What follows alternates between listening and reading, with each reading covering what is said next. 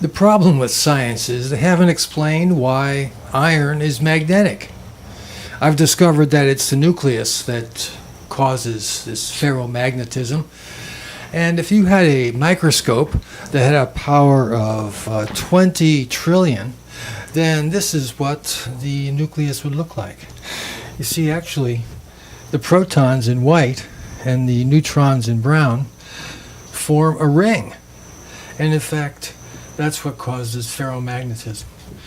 There's 27, or 26 rather, protons in iron, and they're in white in this model. Surprisingly, this model shows that a cube is at the center. The core of most nuclei is a cube. This one is 27 protons and neutrons. The white is the protons and the brown are the neutrons. So actually, the 6 faces of the cube get covered by little pyramids,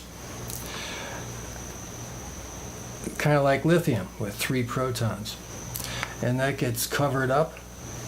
And then as you add more onto the faces, you start to form a ring.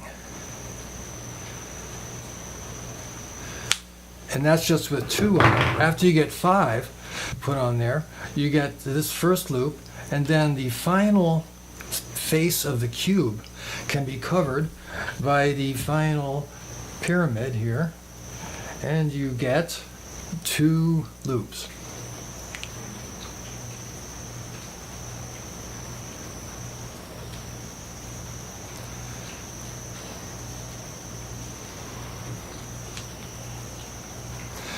Kind of like a transformer.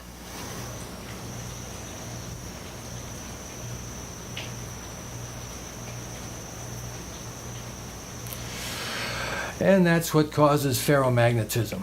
The nucleus of iron has 2 loops of protons.